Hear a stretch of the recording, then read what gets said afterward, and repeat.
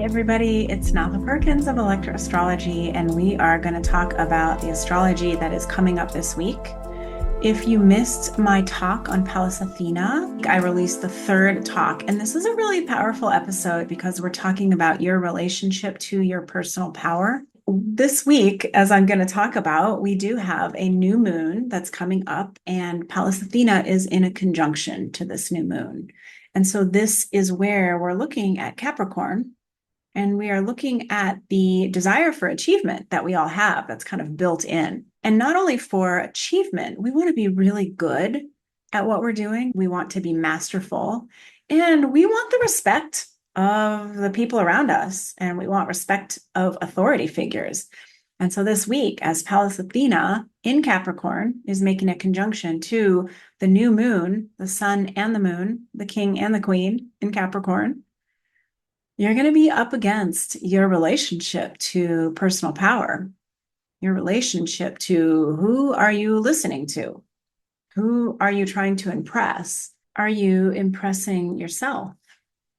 So often we're scurrying around trying to make sure that everybody else is happy with us, that we look good from the outside, and then we get home and we collapse and we're exhausted. And it's like, I spent all this time trying to present a facade so that people would think that I had it together. And I do not have it together because I am sitting on the couch, totally zoned out, totally overwhelmed and dissociated. But I sure did put on a good act, right? And so we're looking at how not to do that, how to just honor ourselves so efficiently and so consistently that we're able to be out in public interacting. We are able to be with our colleagues and showing up at our jobs and in our relationships and doing a great job without totally overextending ourselves and losing our boundaries and just becoming exhausted and zombie-like in the process. So let's get into the charts. By the way, if you like my style and you want to book a 2025 astrology reading, you want to get a handle on what is happening for you this year and how to work with it, or you want to join an apprenticeship or a mentorship, you can find me at electraastrology.com. So we are beginning on December 30th, which is Monday, and we have this new moon at 9 degrees of Capricorn. It is in a conjunction with Pallas Athena. So we look at it like the king and the queen of the kingdom have joined forces. They are finally back together again. They are delighted to be back together again, as they always are, and they want some private time. They want to go into their chambers and they want to discuss. And in this case, they are discussing Capricorn things. So questions around achievements and structure, around boundaries and around timelines, things that are tangible in nature. We're talking about Saturn as the ruler of Capricorn, and this is the Lord of time, the Lord of karma. So anytime that we have a new moon in Capricorn, these questions of, am I on the right path? Are things working as they should? What's the timeline? What are the things that need to be handled? What are the things that are no longer working? You know, Capricorn energy is very precise and it doesn't mess around. It's also very wise. And this time in the chambers, we have the asteroid Pallas Athena. So she's the feminine warrior and she is in there consulting. So when we look at the king and the queen, the sun and the moon being your emotions and the deeper, more private parts of who you are, meeting with the sun, which is the true, authentic version of who you are. And we know that the true, authentic version is not always the same as the emotional version. Sometimes our emotions can run rampant and they have nothing to do with who we truly are. We're just emotionally triggered. But when the sun and the moon come together in a new moon, and this is why we say new moons are introspective times, it's when we go inward and we plant seeds for what's coming. We know that Pallas Athena is in there consulting, and Pallas Athena is saying, what kind of strategy do we need to use to get our needs met? What kind of wisdom do we need to bring to this table so that we are operating efficiently, so that our heart and our emotions are well oiled? And these are some questions that you'll be asking yourself this week as well. We are newly out of Chiron stationing to go direct, which means that we are still in a week where we're going to be feeling it. So you can look back at what came up for you over the past week or so, especially when it comes to identity. And I know that I've talked to a lot of you about holidays. As you've been on more of an awakening path, that you're able to see your family dynamics through a different lens, that you're able to advocate for yourself in a slightly different way, even if that means cutting some of the gatherings short or making sure that you're getting spots of alone time here and there, even when you're in a crowd, etc. And I think that Chiron, being the guide, has helped a lot of us understand, here's what we need more of, here's what we need less of. And so there's going to be more of those insights incoming this week, especially with this new moon energy. We also have Pluto in a sextile and trine to the nodes. This is harmonious. And those nodes are still reminding us at the very end, they're going to change signs here in a few weeks. But that South Node in Libra is saying, continue to dump any of the things in your life that don't feel fair, that don't feel just. You're putting on an act to keep things pleasant. And then moving toward that North Node in Aries that says, are you advocating for yourself? Are you being true to who you are? And Pluto is always pushing for the truth. Pluto will not allow us to be superficial. And so these questions around, if I was going to advocate for myself in a better way, what would it look like? Pluto can help you answer. On January 2nd, we have Mars making an opposition to Pluto. This is the second of three passes. Mars is in retrograde right now. The first time that Mars opposed Pluto was right before the US elections on November 3rd. So you can think about what was happening in your system. November 3rd, Mars in Leo is asking you to tune in with your heart. If you missed my Mars retrograde talk, I released it on YouTube and on the podcast. It's well worth a listen. The information is still super relevant. But Pluto, again, is not going to allow the surface superficiality. So this really is another opportunity to go into your heart. And we know that Mars can represent anger. So if there's anything that really upsets you, that really starts that fire this week for you, it's not about fighting. Remember, we don't want to start fights in a Mars retrograde because we will lose those fights. It is about using that anger to go inside and say, what is happening? What is this really about? Why am I really feeling angry? Because I promise you, we repress so much of our anger. We are in a society where it's not really okay to be angry. It's frowned upon. And we learn that really fast when we're children.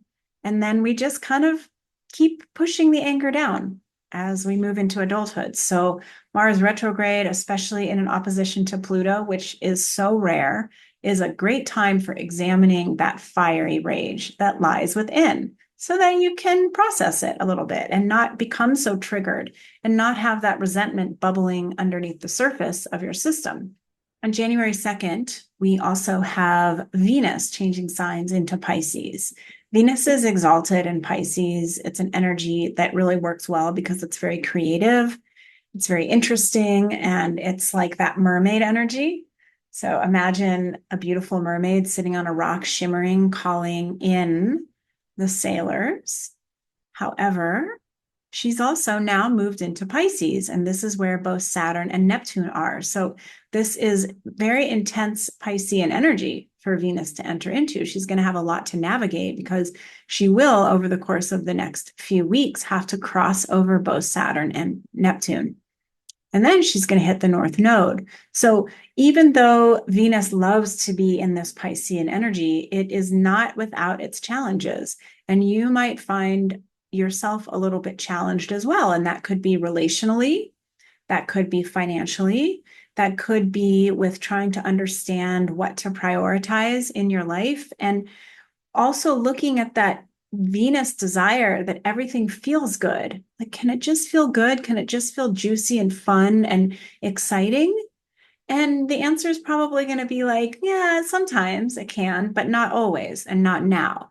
because it's more important to be using anything that comes up as the entry point into self-understanding, and less important that it all just feels good right now, because we know things don't just feel that great right now.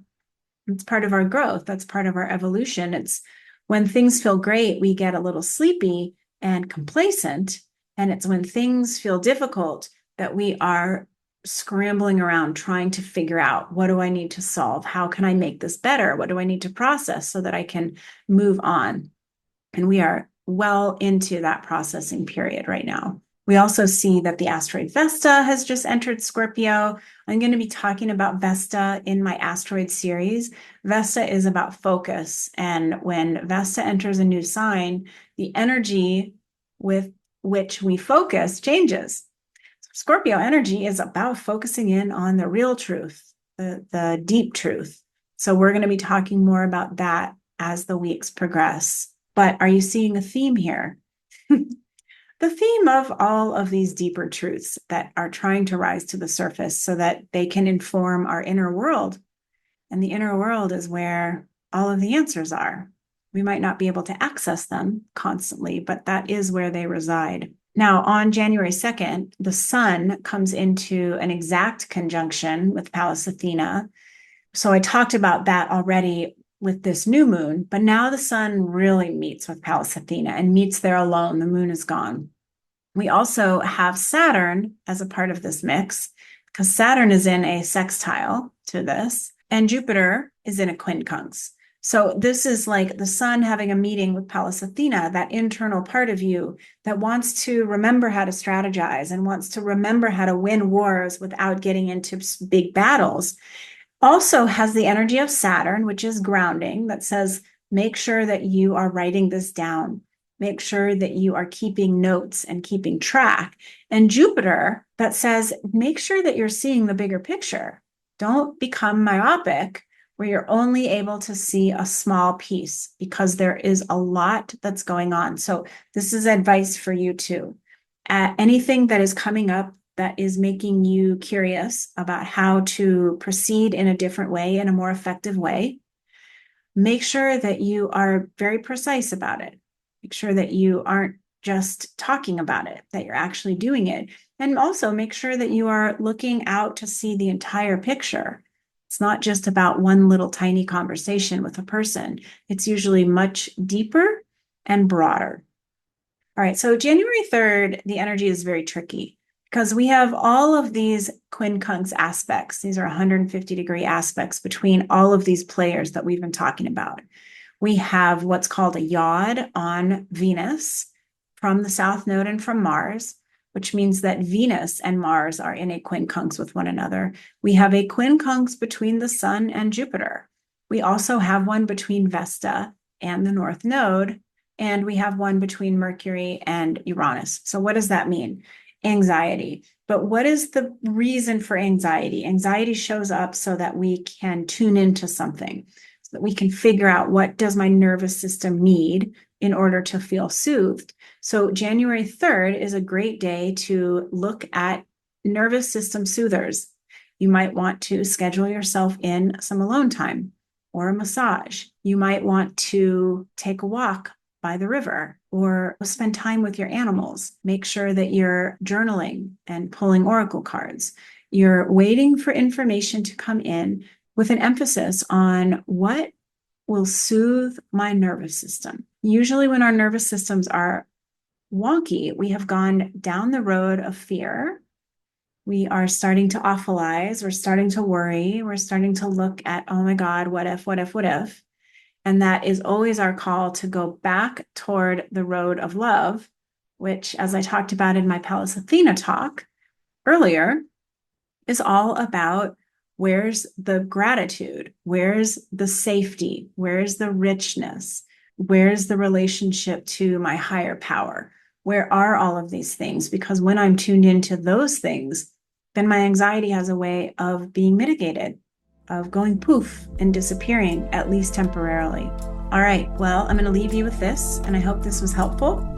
I will see you all next week.